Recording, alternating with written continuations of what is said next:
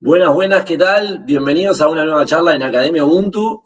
En el día de hoy estamos con Alexis Abelenda, profesor de educación física, ha trabajado en el ámbito escolar, en el Club Villa Teresa y actualmente se desempeña en las formativas del Racing Club de Montevideo.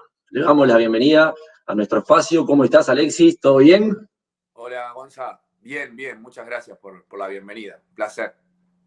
Bueno, el gusto es nuestro de poder intercambiar y conectar un poco nuestra propuesta de infancias, en este caso relacionada al ámbito que estás vos, que es el juvenil en este momento, pero también has tenido distintos pasajes, por ejemplo, por la escuela pública. Pero antes de ir ahí, me gustaría comenzar sabiendo de dónde surge esta pasión por la educación física tuya. ¿Cómo es el inicio? ¿Es vinculado a algún deporte primero? ¿Cuándo es que te inclinás por ser profesor de educación física?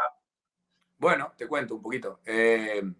Soy de las personas multirrubro, que me gustan muchas cosas y comencé allá bastante chiquito en el plano de la recreación, en el colegio donde estudiaba, el San Francisco de Asís, allá en Nuevo París, Belvedere. Eh, fui transcurriendo los años como recreador y un día hablando con una maestra, me preguntó sobre mis intereses, le dije que había jugado al fútbol, que me gustaban las artes marciales, que me gustaba el voleibol, que me gustaba la natación, que tenía pensado también vincularme al turismo y que en realidad no tenía mucha idea qué carrera universitaria hacer, sabiendo que quería hacer una. Y ella agarró y me dijo, bueno, yo creo que la que engloba todo eso es la educación física y, y bueno, y ahí me preparé para entrar al ISEF, que en ese momento tenía unas pruebas de admisión y una de práctica y teórica. Y bueno, cuando logré salvarlas, comencé la carrera y a partir de ahí, en esto que decía que soy multirrubro, polirrubro, he tenido la oportunidad de trabajar en casi todas las ramas que la carrera ofrece. Hasta el día de hoy que, bueno, me vinculo solo a la deportiva. Bueno, qué importante ahí esa persona. ¿Quién es? ¿Cómo se llama? Se llama Andrea, era maestra de un colegio en el cual teníamos un vínculo como muy cercano, que hacíamos muchas actividades. Y bueno, no sé, con ella siempre tenía como estas charlas que tenían que ver con la orientación vocacional, justo en un momento donde uno se supone que debería elegir hacia dónde volcarse, aunque después la vida te puede ir llevando hacia otros lados. Y bueno, en esto de ir preguntándole, surgió de ella como la charla de orientarme vocacionalmente hacia dónde tenía que irme. Bueno, la importancia en este caso de esa persona y del rol que cumple la gente que está, las personas que están en la educación. Y vos que trabajaste en la educación pública, ¿cómo fue ese pasaje por esos distintas organizaciones? ¿Qué te fue dejando en distintos lados donde, bueno, a veces las situaciones son más complejas, carecemos de ciertas cosas, pero se van generando a través de la creatividad del docente y de los mismos niños, vínculos lindos y situaciones que están buenas más allá de las dificultades? ¿Qué te dejó ese pasaje a vos, desde el otro Bueno, lado? perdón, o sea, te corté. Ya en el arranque estudié en el ISEF, que es público, y eso también ya te determina tu formación, porque hay un montón de cuestiones que tal vez no sean tan sencillas de llegar, o a veces suceden cosas en el transcurso que hacen que uno cuando salga de la casa de estudios ya salga con cierta preparación, aunque sea de saber que van a suceder cosas en el ámbito público que tal vez en el ámbito privado están un poco más controladas. Como por ejemplo, falta de docentes, que la infraestructura no sea la propicia, justo y ya llevándolo directamente hacia la pregunta que me haces, cuando comencé a trabajar en la educación pública, que fue en la escuela 117, y arranqué vinculado al taller de recreación y tenía también espacios de educación física.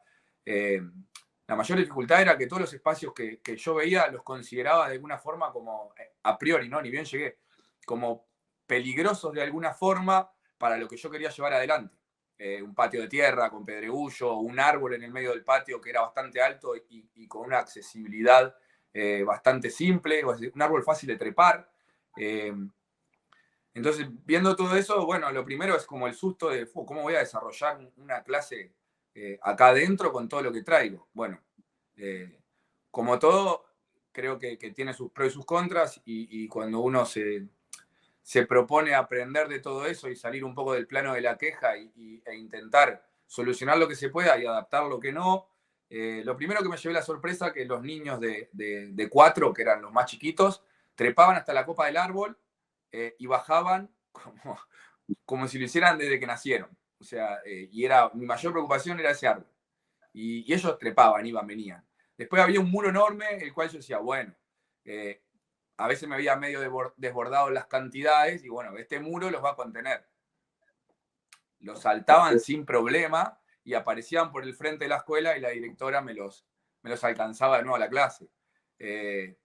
Entonces, en el comienzo, en esa experiencia, me sucedió que yo salía si bien había tenido esta preparación pública, salía con un libro bastante armado de lo que quería hacer y a dónde quería llegar, y me terminó pasando y me terminé dando cuenta que la mayor parte de lo que sucedió ahí adentro lo tuvimos que ir construyendo en ese contexto en el cual me inscribía.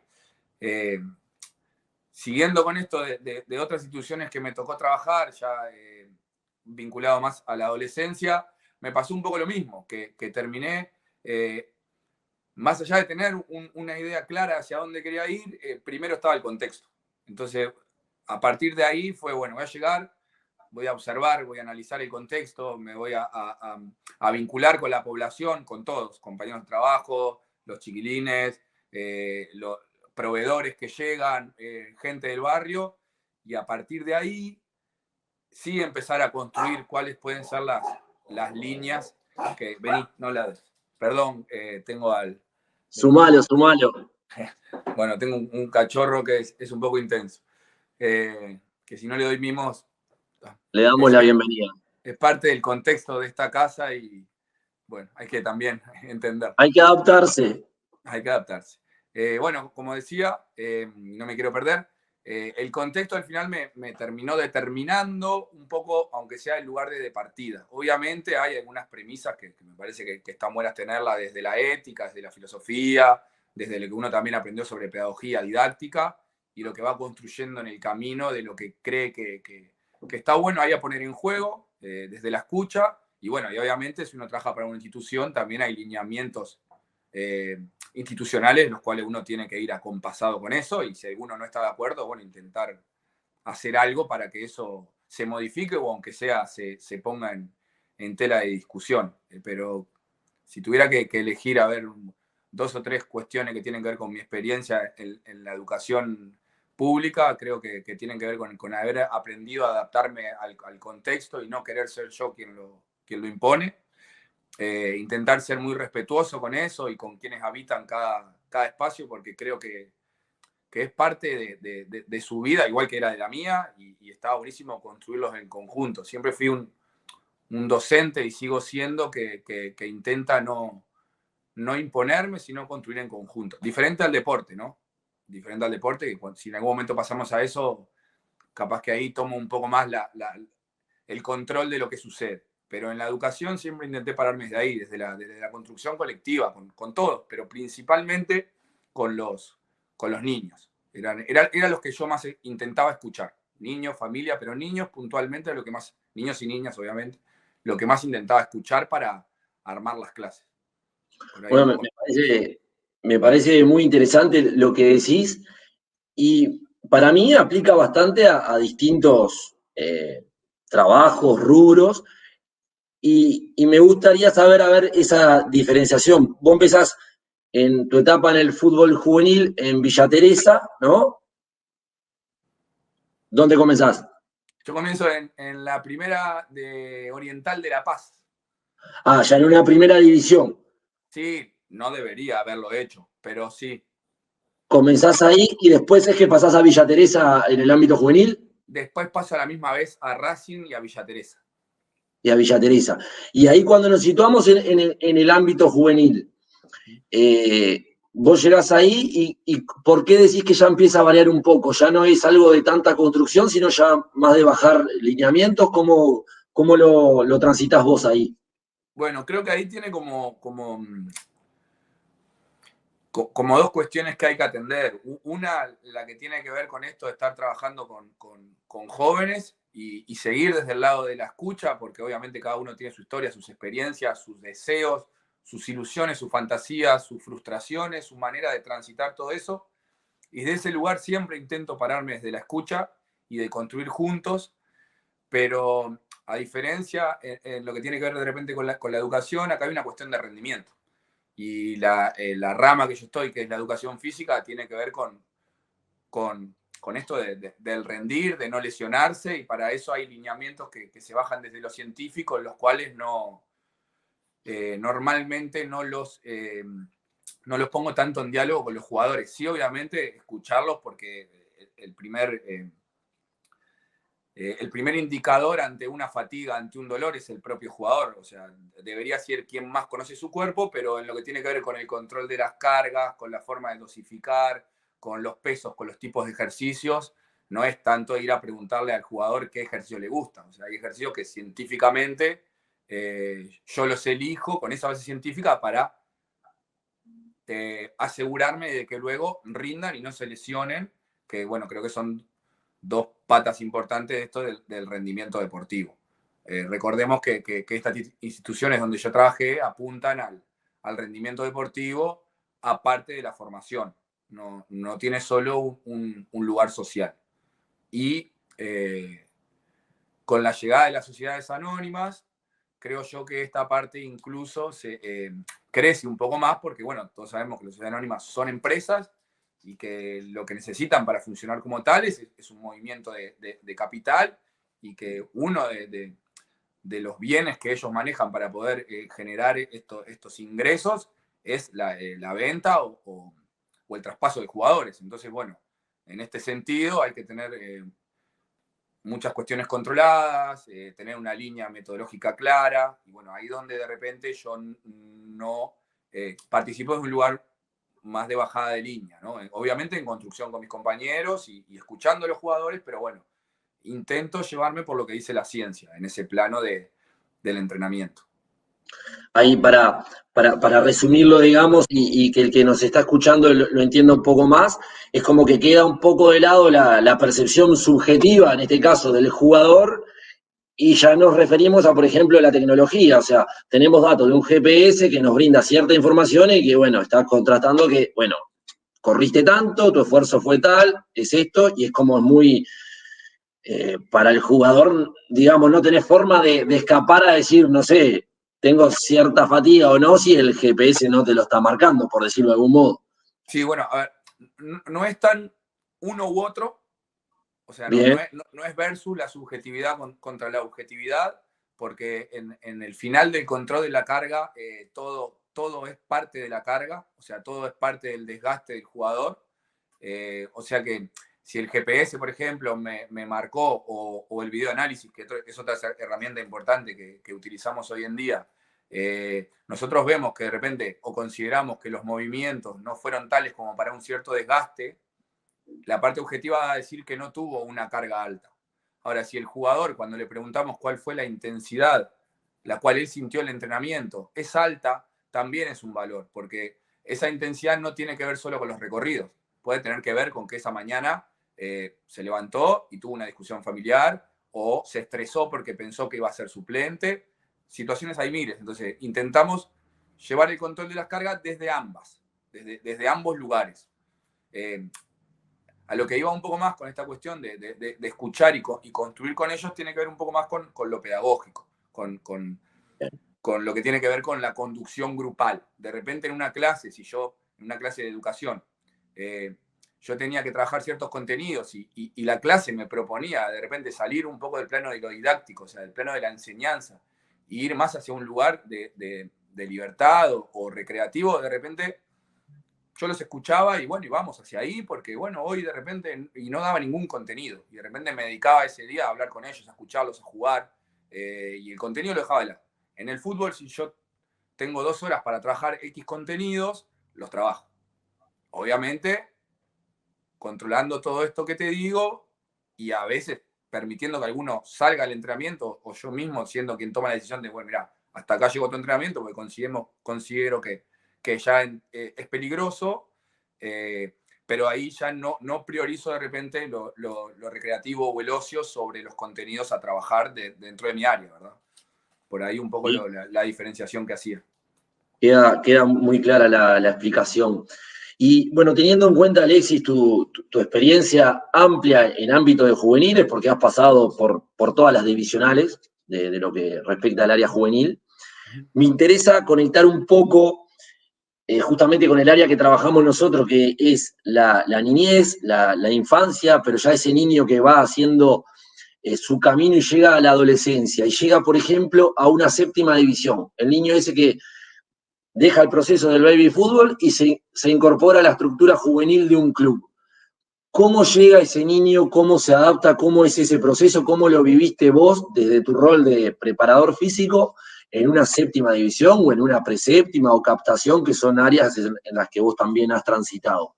¿Cómo ves que se mueven ellos? ¿Cuesta ese cambio, ese pasaje? Porque pasamos de dos etapas, mejor dicho, de una etapa infantil a una etapa con otras exigencias. ¿Cómo se va dando ese periodo? Bueno, mira, hoy en día me toca estar en Racing en el rol de profesor de la sub-19 y aparte ser el coordinador del área física. Es un rol que asumí no hace mucho tiempo y una de las cuestiones que estamos armando es como esta transición de lo que sería el baby fútbol o la captación hacia lo formativo, ¿verdad? Hacia séptima. Es algo que venimos pensando con el resto de los profes y con el resto del staff técnico e incluso con las personas de sanidad, porque bueno, creo que entre todos es que debemos generar una visión como para poder primero ver en dónde estamos para ver hacia dónde vamos. En mi caso en particular, hay algo que siempre les he dicho, le digo a los chiquilines bueno, que el fútbol, supongo que en otros deportes también, voy a hablar del fútbol porque es donde más me vinculo, el fútbol tiene la cuestión de que de alguna forma te obliga a madurar un poco más rápido que de repente el sistema educativo o algunas otras elecciones. A madurar en cuanto a que cuando uno entra a séptima, ya no puede faltar, cada día las exigencias físicas son mayores, entonces hay que convivir a veces con el dolor, no es lo que buscamos obviamente, pero sucede. Depende del club donde estés, el foco se pone más o menos en lo competitivo y ahí podemos entrar en una discusión enorme porque podemos pararnos de un lado a decir que lo competitivo no debería ser lo más importante en la formación, pero por otro lado podríamos decir que apuntar a lo competitivo también es parte de esa formación. Creo yo que uno de los grandes temas a trabajar con los chiquilines es la tolerancia a la frustración, y la frustración aparece muchas veces en la pérdida, y para eso hay que arriesgarse a ganar. Tampoco tendría mucho sentido prepararme para un deporte competitivo y que me va a exigir a un nivel enorme si llego a ser profesional, formarme sin pasar por esos estados de estrés de la propia competencia, obviamente. Esto deberíamos ir haciéndolo crecer a medida que ellos crecen, pero sí vuelvo a repetir y estoy muy seguro de lo que digo, que ellos necesitan madurar un poquito antes, capaz que no es la mejor palabra, pero es la que uso, que el resto de repente de sus compañeros de liceo. Hablo de otras cuestiones de esto de madurar que tienen que ver con el cuidado personal, con los hábitos. Sabemos que hay una etapa que entran cumpleaños de 15, primeros bailes, primeras salidas con amigos, irse para afuera. Hay un montón de cosas que el que se quiere dedicar al fútbol ya en edades tempranas, de alguna forma tiene que elegir no hacerlas. Entonces, incluso muchas veces me cuestiono, bueno, ¿hasta dónde está el límite de lo que deberíamos permitirles o no para que ellos sean parte del club? Cada día el mercado coloca a chiquilines más jóvenes en el ámbito profesional. Entonces, cada día la especialización comienza antes. Y ahí es un espacio bastante difícil de transitar, en el cual yo creo que no podemos quedarnos en el plano de lo difícil solamente, sino, bueno, me la voy a jugar y, bueno, voy por acá, voy convencido por acá. Pero, sinceramente, es un lugar muy complejo, porque de repente le tenemos que decir a chiquilines de 14 años, che, mirá, si vas el cumpleaños de 15, el partido no jugás. Pero no solo porque no vas a rendir, porque corres riesgos de lesión. Es un ejemplo, ¿no? Estamos hablando de 14 años. Nos pasa muchas veces, llegan de preséptima a séptima, primer pretemporada, la cual está medida, regulada, testeada, y son chiquines que todavía dependen de sus padres para quedarse solos muchas veces en sus casas, y los padres se quieren ir de vacaciones. Entonces, bueno, si te vas de vacaciones te parece una semana de pretemporada. Y después empieza el imaginario de qué va a pasar con eso. Y después también empieza la resolución del club, si decide irse o no. Entonces, vuelvo al mismo de antes, el fútbol de alguna forma te obliga a tomar algunas decisiones que de repente si no estás en el ámbito deportivo intentando llegar a lo profesional, las terminas decidiendo un poco más adelante en la vida y de repente no generan tantos estados de estrés. Eso por un lado. Por otro lado, también son chiquilines muchos que vienen del ámbito escolar. Entonces, este pasaje del ámbito escolar donde lo que prima es el juego, donde lo que prima es estar contenidos por una maestra, a un ámbito donde va a haber un técnico que te va a exigir, donde va a haber un profe que te va a exigir, donde va a haber una institución que te va a exigir, donde hoy en día el plano del representante está cada vez más presente y en edades tempranas también te va a exigir. Es como un choque bastante grande y creo que ahí, bueno, sin salir de lo que debemos hacer para que ellos logren ese sueño, que muchas veces hasta no es de ellos, y eso también es complicado ahí de transitar, porque sabemos que muchas veces tiene que ver más con su núcleo familiar que con ellos mismos y lo terminan descubriendo más adelante. Pero bueno, nosotros tenemos la premisa de que si un chiquilín viene a probarse a Racing en este caso o a cualquier cuadro de AUF, es porque de alguna forma quiere llegar al ámbito profesional. Bueno, ¿qué camino debe recorrer para llegar a ese lugar? Este y este. Pero sabemos que van a haber estas dificultades. No podemos apartarnos de nuestra tarea, pero intentamos estar lo más abierto posible de oídos y ojos y ser un colectivo, y ser un colectivo bastante unido para trabajar, para intentar detectar, bueno, si alguno de los chiquines necesita un apoyo, si necesita algún especialista para poder transitar alguna instancia. Por ejemplo, el club cuenta con psicólogo, cuenta con nutricionista, de profe, fisioterapeuta, y que todos intentamos tener como esta doble escucha, ¿no? La escucha de, bueno, yo te voy a preparar para el ámbito deportivo profesional, pero también entiendo que el resto del mundo y el resto de tus compañeros de repente están viviendo otra etapa. Bueno, ¿cómo te acompaño con todo eso? ¿Cómo te ayudo? Incluso hasta tomar la decisión muchas veces de decirle, che, mirá,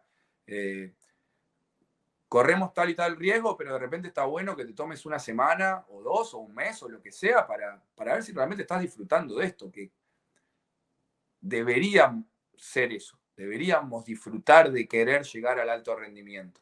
No es fácil. No es fácil para nada, y lo sabemos. Los chiquilines no siempre la pasan bien.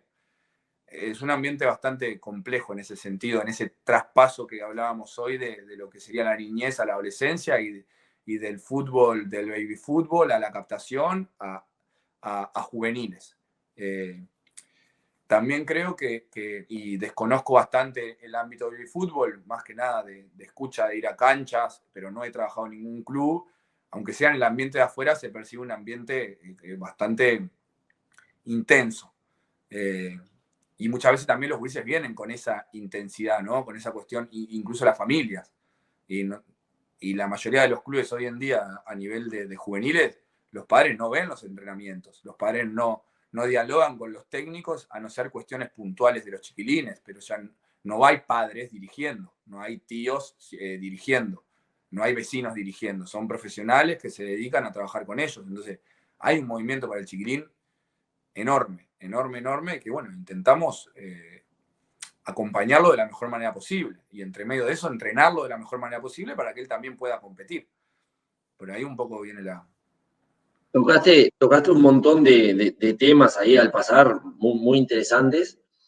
O sea que le hacía una nota hace un tiempo a Diego Riolfo y el camino de él fue totalmente inverso porque él no hizo formativas. Él llega, hace liga universitaria, llega a tercera división de Central Español y después su carrera explota en Wanderers y bueno, anda ahí por el exterior, pero fue totalmente distinto el proceso. Y él me decía de que en la familia de él no le gustaba el hecho de que se integraran las formativas porque veían como el niño o adolescente, en este caso de 14 años, entraba a una institución y su familia consideraba que se ponían a trabajar, que era un trabajo.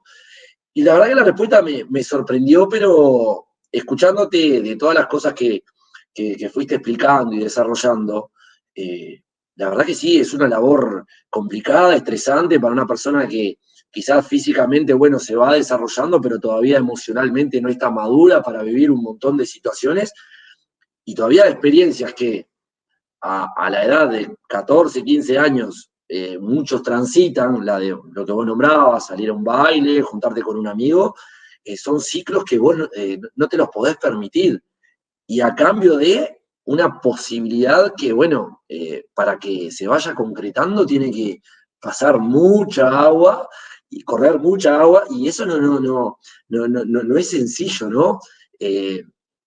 Los clubes, desde tu mirada, si bien vos me comentaste que, bueno, tratamos de ayudar, ¿se preocupan, fomentan el estudio, tienen en cuenta de que van a llegar muy pocos, como siempre se dice, es muy bajo el número que llegan, se fomenta esa parte educativa o ellos mismos se van dando cuenta cómo se visualiza esa situación desde tu rol? Bien, ¿Son Gonzalo, de mirá, aconsejarlos? como para esto que me contabas, para cerrar lo anterior, mirá, hay algo que yo utilizo mucho con ellos, que es en esto del desfasaje que creo que tiene sus pares a ellos estando en el fútbol, utilizo mucho eh, la universidad del fútbol. Llegar a los 12 años a la universidad. Yo llegué a la universidad con 18, 19, 20 años. Ya incluso casi estando yéndome de lo de mis padres a vivir solo. Ya habiendo tenido experiencias laborales. En ese ámbito yo entro a la universidad con esa exigencia de tener que rendir exámenes de muchos profesores, quedarme horas estudiando, perder tesis. Bueno, es eso muy parecido en el fútbol, pero no a los 18, a los 12. Y ahí arranca esta cuestión que es compleja, es muy compleja y bueno, y también es parte de que muchas veces muchos tal vez no lleguen al ámbito profesional por no haber estado preparados para esa exigencia a esa edad, en ese momento. Eh, me repetí la pregunta que la No, nueva. no, estábamos intercambiando sobre esa situación tan compleja que viven los juveniles en su ingreso y a medida que va transcurriendo, intercambiando sobre eso y qué rol cumplía el club, si Club. aconsejaba, si orientaba desde el ámbito educativo, teniendo en cuenta que todos tenemos claro que si en un plantel de 30 capaz que llega uno. Tal cual. Capaz, y del otro plantel, de la otra categoría, hay otros 30 y capaz que llega uno. Entonces, bueno, teniendo en cuenta ese porcentaje bajo, si el club asome ahí algo de responsabilidad, de decir, che, bueno, también tiremos líneas para ese lado porque como ciudadanos ellos van a ir por ahí, no por el lado del fútbol. Ojalá, obviamente, Totalmente. la teoría puedan llegar, pero tenemos claro que los números no indican eso. Era un Bien, poco reflexionar sobre eso. perfecto. Bueno, obviamente no voy a hablar de los clubes en los cuales no estoy porque no corresponde. Tengo compañeros y amigos que trabajan y bueno, el discurso está en que intentan sí que eso se dé. Incluso sé de algunos casos que a veces ponen un poco como penitencia el hecho de no poder competir si no presentan el carnet y si no lo tienen de determinada forma. En donde estoy yo en particularmente, el intento se hace. Hoy en día el intento se hace. Intentamos preguntar, intentamos estar al día en cómo les está yendo. También hay una cuestión que dificulta bastante, que tiene que ver con que están llegando muchos gurises del interior y muchas veces cuando llegan les cuesta adaptarse al estudio de acá, les cuesta un montón, les cuenta les cuesta en principio conocer cómo moverse dentro de Montevideo, les cuesta sostener también el ir a estudiar con un nivel de cansancio de repente al cual no están acostumbrados en el lugar de donde vienen, o al tipo de liga en la que están, o al tipo de entrenamiento al que se enfrentan. O sea, me ha pasado con chiquilines de 16, 17, 18 años que llegan acá con muy buenas condiciones a nivel de talento, pero de repente sin trabajos de fuerza en sala, con aparatos, con máquinas, con pesos. Y todo eso obviamente les lleva un periodo de adaptación que hace que ellos estén muy cansados, y a eso sumarle el estrés de venirse a vivir a un lugar nuevo, fuera de su familia, y todavía sumarle el hecho de tener que rendir en una institución que también, por los comentarios de ellos, varía bastante de un departamento al otro y del interior a Montevideo, ¿no? Las exigencias, la cantidad de población por clase. Entonces, sí, es difícil. Intentamos charlar con ellos, intentamos, al que vemos que le podemos exigirle. También hay que tener mucho cuidado ahí porque siempre está esta cuestión de cuando uno marca ciertas reglas, la propia regla después le puede jugar en contra, ¿no? Porque es cierto que hay muchos que no van a lograr jugar al fútbol, también hay muchos que no van a hacer la universidad o que no van a ser técnicos en algo. No estoy hablando de capacidad, estoy simplemente diciendo que no lo van a hacer por millones de factores. Entonces, también priorizar uno sobre el otro no es tan sencillo.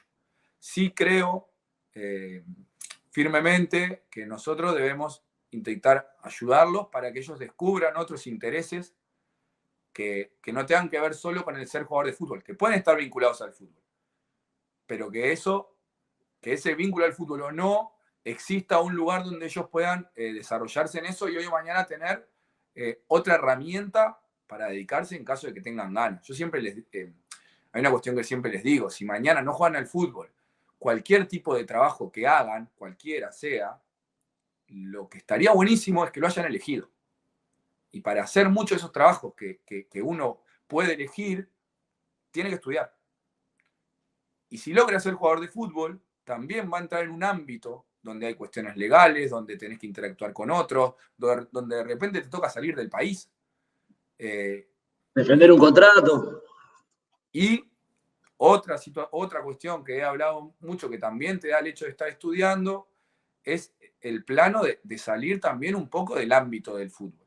Contactarte con otras realidades, contactarte con otras experiencias, con otras vidas, que te van a nutrir desde otros lugares que no es solo el fútbol. O sea, yo tengo comprobado, porque me ha pasado de dedicarme de 12 a 16 horas en el fútbol y en algún momento no sentirme de la mejor manera. Y empezar a sentirme mejor en el momento que quito alguna hora de ahí y la empiezo a dedicar a algo que me guste, que no tenga nada que ver. No sé, en mi caso me gustan las plantas, me gusta la música. Entonces, dedicarle un ratito a esas cosas hacen que la mente se despeje un poco. Oxigenar la cabeza, fundamental. Fundamental para después poder después direccionar de forma correcta la otra actividad. Sería genial, y sé que en otros países se hace, que los lugares de estudio quedan hasta incluso mismo dentro de los complejos donde los chiquilines están. Sería genial que la accesibilidad en Montevideo en cuanto a distancias, transportes o infraestructura con la que contamos le pueda permitir al chiquilín salir ya habiendo comido, ya habiéndose bañado, ya habiendo incluso hasta poder tener un lugar donde descansar un rato para poder ir a estudiar. Sería genial. O sea, hoy en día en Montevideo no es lo más común, no es lo que más sucede. Bueno, intentamos acompañarlos como para que ellos puedan sostener esas dos cosas, incluso al punto de decir, bueno, si tienen un examen, a veces no pasa nada si faltan a la práctica. Yo que soy el que más dialogo con los profes, bueno, profes, veamos en qué momento recuperar esa sesión, si es necesario recuperarla, si no. Tenemos gurises que están en la facultad, tenemos gurises que están terminando el liceo, y también, bueno, intentamos que si está dentro de su deseo culminar eso y seguir hacia otro lado, que lo logre. Y el que de repente no tiene el deseo, bueno, intentar poner esa semillita que no tiene que ver directamente con el estudiar desde un lugar formal, sino con encontrar líneas de interés, líneas que hoy o mañana nos permitan no tener situaciones que nos vean comprometida la salud mental. por ejemplo. Que nos vean, que nos permitan hoy o mañana tener otras herramientas para resolver conflictos, que se den dentro, fuera del fútbol, en la familia, con una pareja. El ir a un centro de estudio, formal o no formal, lo que sea, no es solamente el hecho de un contenido y recibirse de algo, es todo lo que eso genera. Desde la burocracia que necesito transitar, desde los compañeros, desde los docentes, de las dificultades, de los aciertos, de los errores, de las frustraciones, desde cómo te acompaña tu familia. Se genera un montón de dinámicas que me parece que los ayudan a crecer y los preparan para hoy o mañana tener un título pegado en la pared o dedicarse a algo que no necesite un título, pero que la estén pasando bien, que sean felices, esto que le llamamos felicidad, que creo que tiene que ver con el poder dormir tranquilo, que estoy haciendo algo que me gusta, que le estoy dedicando el tiempo que creo que es lo que tengo que dedicarle y que me permite tener tiempo libre y que me permite tener algunas cuestiones que sería muy mentiroso decir que en el sistema en el que vivimos hay cuestiones materiales que no es tan bueno tenerlas, porque yo aunque sea creo que sí. Entonces, bueno, tener esta posibilidad, si tiene que ver con el estudiar o con vincularse a otro interés, me parece fundamental. Y sí, en el club intentamos. Hoy en día estamos gerenciados y obviamente al estar gerenciados, si bien es un proyecto bastante joven, hay varios lineamientos que están comenzando que tienen que ver con esto de ayudarlos a descubrir intereses, de acompañarlos, de que estudien. Sí, se está yendo, me gusta hablar bastante, yendo así a concretar, a lo concreto de la respuesta, sí, el club se está moviendo para que los chiquilines tengan otros lugares de aprendizaje y otros lugares de convivencia. Eso está buenísimo porque lo que vos decías, ¿no? Más allá de la educación formal, el hecho de que hoy, bueno, podés hacer un curso online, algún taller, y el ya plantar ahí una semillita, lo que sea, algo que genere interés, es fundamental, independientemente de si seguís jugando o no. Y vos sabés que tenía una pregunta que es muy parecida a la que estábamos hablando con el adolescente que llega al interior. En este caso, la pregunta estaba vinculada a tu rol de preparador físico. ¿Vos cómo ves cuando el jugador uruguayo, que cada vez sale de forma más temprana al exterior, cómo ves cuando completa esa formación en otro país? Y no me refiero desde lo futbolístico y lo físico, porque si el chico, por ejemplo, va a Europa, sabemos que tiene buena infraestructura como para trabajar, hay muy buenos entrenadores, desde la parte física también, tienen tecnologías que quizás todavía acá, si bien, bueno, se van de a poco agregando, todavía no falta ahí en esos recursos, pero me refiero más que nada a la parte emocional, se van muy tempranos y a veces me parece que no están preparados como para ir quizás a un lado donde no manejo el idioma, donde, bueno, ¿con quién voy a vivir? ¿Sé cocinar? ¿No sé cocinar? ¿Con quién paso el resto del día? Hay un montón de temas que, bueno, se empieza a naturalizar, que, bueno, el mercado exige que cada vez nos vamos más temprano, pero sacando esa parte, sacando la parte del gran negocio, ¿cómo ves vos que se den esas situaciones? Bueno, Este, mira. intentando, intentando uno de ponerse en el lugar de ese chico que va, más allá después de, qué negocio, sí, lo de tantos millones, tanto esto, estaba bárbaro, pero después que sale todo eso de los millones, todo eso que no vemos, ¿qué hace la persona ahí? Me voy a tomar el atrevimiento de girar el mapa, porque está sucediendo esto en Uruguay. En Uruguay está esta cuestión a nivel mundial de que hay algo mágico que hacemos que después ellos tengan grandes logros a nivel internacional, ¿no? Entonces lo que está pasando es que de algunos países están viniendo muchos gurises jóvenes a entrenarse acá, suponiendo que acá van a encontrar esa receta mágica o ese no sé qué, que podemos hablar de varias cosas que sí sabemos que dan de repente ese plus, vienen un poco en búsqueda de eso. E incluso me ha tocado trabajar en un caso de acompañar a un chiquilín que viene desde otro país a buscar esto, ese roce uruguayo acá a Uruguay. Y eso supone, y vino sin su familia. O sea, él es del norte, de norte, norte, norte, desde una situación económica muy buena, desde un acompañamiento familiar muy acogedor, muy cómodo, y dialogando con los padres una vez, una de las cuestiones que me nombran es bueno, lo que queremos de Uruguay es que agarre tierra, que agarre campito, que ¿Qué agarre es lo que roce, hay ahí que salen tantos jugadores? la agarra charrúa. ¿Qué es eso que tienen ustedes que hace que después no solo tengan ese talento de jugar bien, sino que de repente lleguen a esa pelota que no llegaba a nadie, a esa pelota que el otro no fue? Pero ahí, Alexis, hay un tema que más allá de que capaz que el chico que viene termina llegando, ¿no? No sé, ojalá que sí, para sus intereses, pero hay cosas que están determinadas también por el contexto, por la propia persona, por la determinación, hay un montón de situaciones que hacen, porque si no, bueno, sería muy fácil, ¿no? Vienen distintos niños de distintos lados y todos se terminan coronando como jugadores y no creo que eso sea algo que No, no, pueda está suceder. claro, está claro. A ver, yo creo que, mira, y primero te redondeo lo anterior, que era, porque tampoco tengo tengo pocas charlas con personas que le ha tocado salir de jóvenes y que es bien lo que sintieron. Sí tengo algunas cuestiones que supongo, porque me tocó vivir fuera del país un tiempo siendo bastante joven, por decisión propia y no en busca de ningún sueño, sino por cuestión de querer viajar. Y bueno, extrañar se extraña. Eso es muy difícil que alguien diga, no, no extraño. Y de repente extrañas personas, extrañas hábitos, extrañas colores, olores, el barrio, incluso puedes extrañar cosas que pensabas que no te gustaban o que no las tenías tan presentes. Eh, Después también que en esto del extrañar o en esto de salir de la zona de confort, más allá de que todos suponemos que tener millones en el banco te puede asegurar un montón de cosas, es tener también como esos vínculos donde vos estés que te ayuden a transitar todo eso.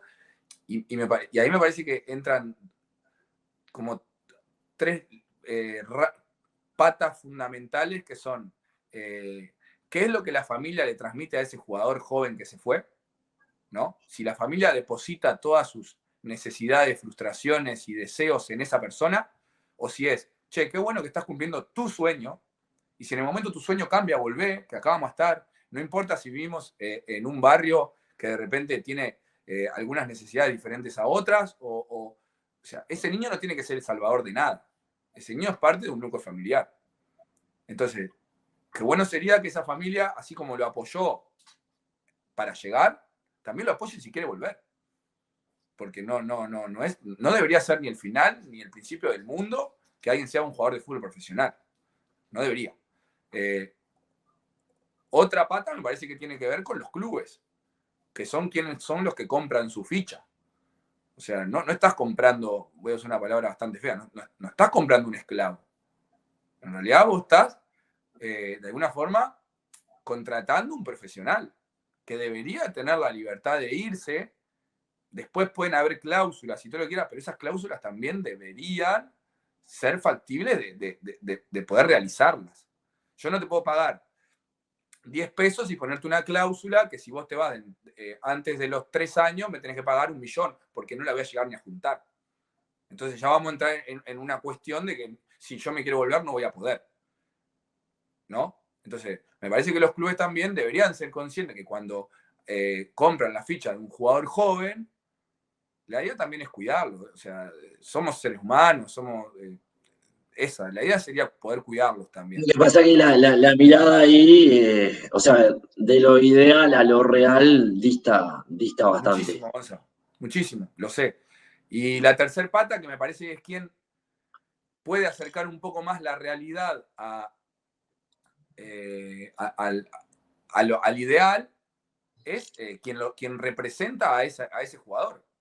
Porque es quien va a negociar las cláusulas, es quien va a negociar el contrato, es quien va a negociar si se queda, si no. Lo que no puede pasar es que una persona que tiene un talento, que trabajó para eso, sea rehén de las emociones por las cuales transita.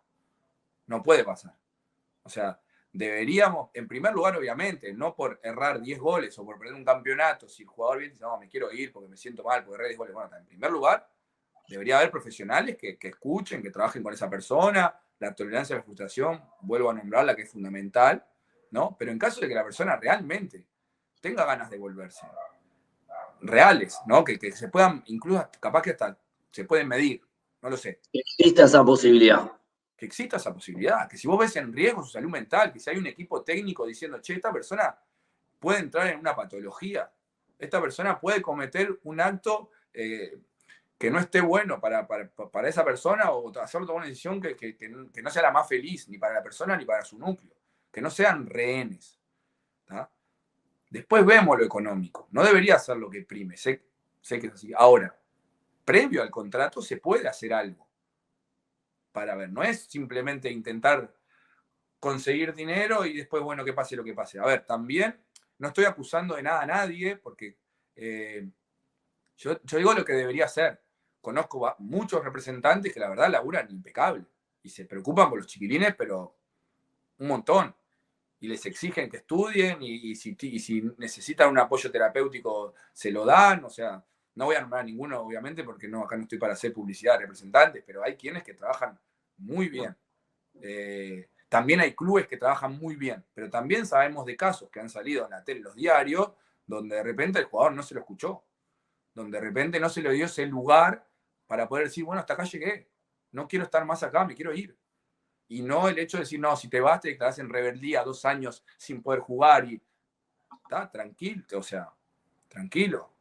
Creo que a veces se manejan cifras que obviamente después, si uno invierte millones y millones, y sí, obviamente, después bueno, es difícil después priorizar la salud o priorizar lo emocional, porque son cifras que comprometen también muchas cuestiones. Estamos hablando de cuando se va un gurí muy joven de acá a Europa, por ejemplo, es mucho dinero,